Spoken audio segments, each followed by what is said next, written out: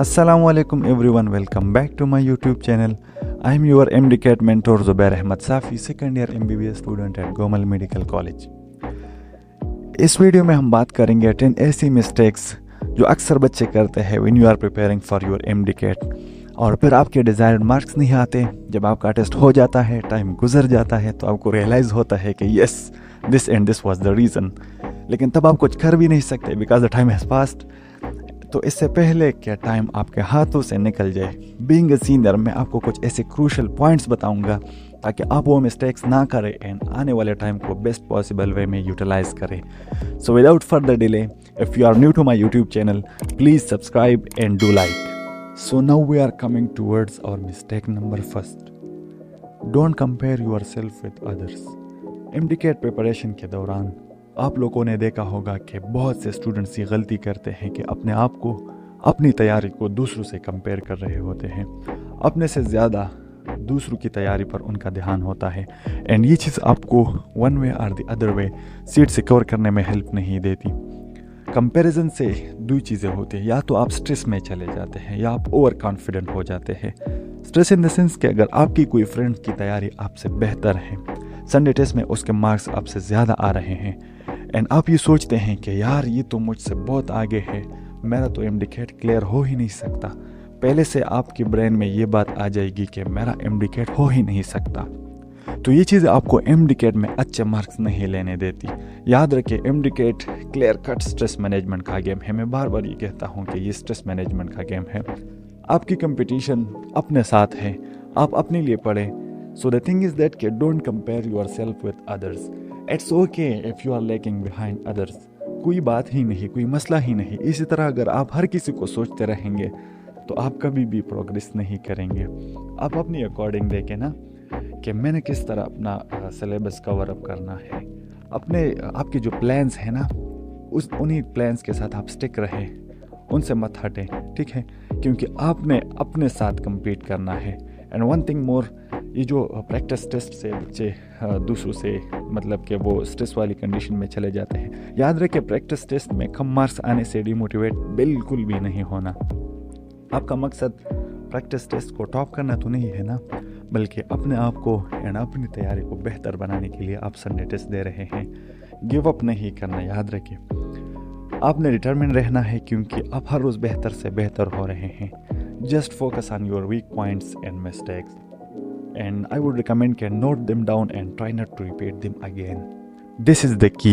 So the thing is that you don't compare yourself with others. So this takes us to our mistake number 2, neglecting the minors.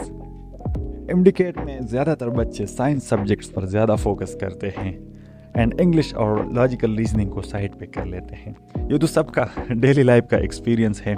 मैंने भी ऐसे किया था। मेरे बहुत सारे दोस्त हैं, वो भी यही कहते हैं कि हमने ये गलती की थी। हम ये सोच रहे थे कि लास्ट डेज में ही कवर करेंगे, बट लास्ट डेज में फिर इनफ टाइम नहीं मिलता एंड यही 24 MCQs पर इसमें तुक्का लगाना होता है, ठीक है। याद रखे इंग्लिश एंड लॉजिकल रीजनिंग के ये जो 24 MCQs होते हैं ना, ये मेरिट डिसाइडिंग MCQs है। असल में तो कंपटीशन ही इन्हीं MCQs पे होता है क्योंकि साइंस सब्जेक्ट्स तो सब ने कवर अप किया होता है। और हाँ, ये भी आप लोगों की जहन में होनी चाहिए कि इंग्लिश इतनी आसान नहीं आती। इस चीज़ के लिए आप ओवर कॉन्फिडेंट नहीं हो कि इसमें तुक्का लग जाएगा और ये इससे हो जाएगा, मेरे 18 में कुछ 15 प्लस ठीक हो जाएंगे, मगर ये बिल्कुल गलत बात है। इंग्लिश MCQs बहुत ट्रिकी होते हैं। ऐसा नहीं करना कि ये ऑप्शन इस सेंटेंस में मैच हो रहा है, ये सेलेक्ट कर लो। ये बिहेवियर MDCAT में बिल्कुल भी नहीं चलेगा। हाँ, मैट्रिक और FEC लेवल में फिर भी थोड़ा बहुत चल जाता है, लेकिन MDCAT में ये बिहेवियर बिल्कुल भी नहीं चलेगा। इंस्टेड आप लोगों को इंग्लिश के सारे रूल्स अच्छे से आने चाहिए। एंड अक्सर स्टूडेंट्स मुझसे पर्सनल में पूछते हैं वोकेबलरी कहाँ से देखे। तो आई वुड रिकमेंड कि किप्स का जो प्रेप बुक है ना, उसमें वोकेब का पोर्शन है, ठीक है। आप लोग वहाँ से देखें एंड पास पेपर्स कर ले to be on safe side. बाकी वोकेबलरी बिल्कुल अनसीन होती है। इस पे आप लोग इतना टाइम वेस्ट करने की ज़रूरत नहीं है आप लोगों को। आप इंग्लिश के मेन पोर्शन ज़रूर कवर अप करें, लाइक सब्जेक्ट वर्ब एग्रीमेंट के सारे रूल्स वो आपको बिल्कुल अच्छे से आने चाहिए। आर्टिकल्स आर्टिकल्स के जितने रूल्स हैं वो आप लोगों को आने चाहिए। पार्ट्स ऑफ स्पीच में बिल्कुल भी कोई भी कन्फ्यूजन नहीं होनी चाहिए, ठीक है। और इस तरह स्पेलिंग मिस्टेक्स में और सेंटेंस करेक्शन में और इस तरह की कॉमास और ये चीज़ें लगाते हैं, ठीक है, इसमें आप लोगों के बिल्कुल भी कोई मिस्टेक्स और डाउट्स नहीं होने चाहिए। And one thing more, English के लिए मैं यही रिकमेंड करूँगा कि किप्स का जो प्रिपरेशन बुक है ना इंग्लिश का, और एक प्रैक्टिस बुक है, प्रिपरेशन बुक आप लोग देखें और उसके साथ साथ आप इंग्लिश के प्रैक्टिस करें, किप्स के MCQs, ठीक है। MDCAT पॉइंट ऑफ व्यू से बहुत हेल्पफुल है किप्स का जो प्लेटफॉर्म है ना, MDCAT पॉइंट ऑफ व्यू से आप लोग और सारे सब्जेक्ट्स के मैं यही रिकमेंड करता रहता हूँ कि पहले आप लोग किप्स की चीज़ें सॉल्व किया करें, क्योंकि वो स्टैंडर्ड है। सब स्टैंडर्ड चीज़ों से बिल्कुल भी आप लोगों ने बचना है, ठीक है। So now we are coming towards our mistake number 3, no practice. यानी कि आप बस याद करते जाए, बिल्कुल प्रैक्टिस ना करें, बस पेपर्स भी सॉल्व ना करें। For MDCAT there is one sigma rule, practice practice and practice. The more you practice the more you score. Practice के लिए आप कोई भी रिलायबल सोर्स यूज़ कर सकते हैं। मैं तो सारे स्टूडेंट्स को यही रिकमेंड करता रहता हूँ कि क्वालिटी और स्टैंडर्ड चीज़ें यूज़ क्या करें, जस्ट लाइक के किप्स, स्टेप्स, स्टार्स, टॉर्शिया, ये प्लेटफॉर्म्स हो गई। फॉर KP के students golden series for biology, champion series for chemistry, genius series for physics, and इसी तरह सेंस स्टूडेंट्स के लिए मैं नियर पेयर रिकमेंड करता रहता हूँ। ये स्टैंडर्ड प्लेटफॉर्म्स है। आप लोगों ने ये जो सब स्टैंडर्ड चीज़ें हैं इनसे बिल्कुल भी बचना है MDCAT के दौरान, ठीक है। यही गलती बहुत सारे स्टूडेंट्स करते हैं और फिर उनको बाद में रियलाइज़ होता है, लेकिन तब टाइम उनके हाथों से निकल चुका होता है, ठीक है। सो प्रैक्टिस के लिए आप लोगों ने स्टैंडर्ड चीज़ें यूज़ करनी है। So this takes us to our mistake number 4। Practice के दौरान जितने गलतियां होती हैं आप लोगों से, आप लोग वही इग्नोर कर जाते हैं। आप लोग फॉर एग्जांपल अगर एक प्रैक्टिस बुक से MCQ सॉल्व करते हैं या कोई FLP आप लोग सॉल्व करते हैं ना, उसमें आप लोगों के 40 मिस्टेक्स होती है, तो आप लोग बहुत बड़ा ब्लंडर ये मारते हो कि उन्हीं 40 को आप लोग इग्नोर कर जाते हो, ठीक है, आप लोग आगे बढ़ते हो। ये चीज़ बिल्कुल भी नहीं होनी चाहिए। And pro tip for cracking MDCAT कि आपके जो मिस्टेक्स हो रही है ना, आपने उन मिस्टेक्स को अच्छे से देखना है, उनको अच्छे से ग्रिप कर लेना है, उनको अच्छे से याद कर लेना है रट्टे की तरह, ताकि वो मिस्टेक अगली बार नहीं हो, ठीक है। एक बार हो गई, अगली बार ना हो, ठीक है।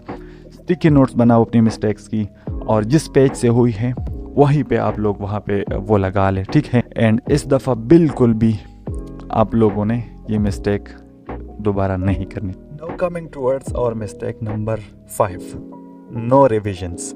मैं भी आपके साथ बेट लगा सकता हूँ कि आप में से वो स्टूडेंट्स जितने 80 to 90% सिलेबस कवर किया है और इसकी 3 to 4 टाइम्स रिवीजन किए हैं, he is going to perform better than a student जिसने 100% सिलेबस कवर किया है मगर एक ही दफ़ा किया है। So for acing any exam with good score, revisions is the key. आप जितनी ज़्यादा रिविजन्स करेंगे उतनी ज़्यादा ये चीज़ें उतनी ज़्यादा दफ़ा आपकी ब्रेन में रिट्रीट होंगी एंड आप लोग एग्ज़ाम में इतना ही अच्छा स्कोर कर पाएंगे। अगर एक चैप्टर आपने अपनी प्रोविंशियल बुक से किया, फिर फेडरल के बुक से किया, फिर आप लोगों ने अपने नोट्स रिवाइज किए लेक्चर्स के, तो इसी तरह एक ही इन्फॉर्मेशन आप लोगों ने मल्टीपल सोर्सेज से पढ़ ली। This is also a kind of revision. जो पॉइंट्स आपकी बुक से मिस हुई थी वो आप लोगों ने फेडरल में पढ़ लिए, जो फेडरल से मिस हो चुके हैं वो आप लोगों ने अपने नोट्स में पढ़ लिए। So the discussion is that revision is important one way or the other way. This basically takes us to our mistake number 6, utilizing or using a single source. Don't do that. Use multiple sources, multiple books. आप लोग अपनी province से पढ़े, federal से पढ़े, MCQs standard जो sources है वो आप लोग यूटिलाइज करें, किप्स के, स्ट्रिप्स के, टॉर्शिया के, ठीक है। Just solve them and make the best possible use of your time available. इसका फ़ायदा ये होगा कि आपको डिफरेंट सोर्सेज से डिफरेंट आइडियाज़ मिलेंगे और आप लोग ये पर फैसला कर सकेंगे कि हाँ इस तरह के MCQs मेरे एग्ज़ाम में आ सकते हैं। हाँ, एक और चीज़, बहुत ज़्यादा सोर्सेज आप लोगों ने नहीं यूज़ करनी कि आप लोग एक एकेडमी के बुक्स भी ले लें, दूसरी के भी, हर एकेडमी से आप लोग एक बुक ख़रीद के लाए और फिर आप लोग के लिए वो बर्डन बनेगा। आप लोग जब बुक्स को देखोगे कि यार बुक्स इतने ज़्यादा है, टाइम इतना कम है, इस चीज़ में आप लोगों ने नहीं पढ़ना। आप लोग स्टैंडर्ड चीज़ें अपनी प्रोविंस का, फेडरल का, उसके साथ अपने लेक्चर के नोट्स और साथ जो स्टैंडर्ड एकेडमीज़ हैं उनके practice books like KIPS, star, steps, KP के लिए गोल्डन, चैम्पियन, जीनियस, और सिंध के लिए नियर पेयर, बस इससे आप लोगों ने आप आगे नहीं जाना और बुक्स आप लोगों ने यूज़ नहीं करनी, ठीक है। ये स्टैंडर्ड चीज़ें हैं, ये आप लोगों के MDCAT पॉइंट ऑफ व्यू के लिए बहुत बेहतर है, ठीक है।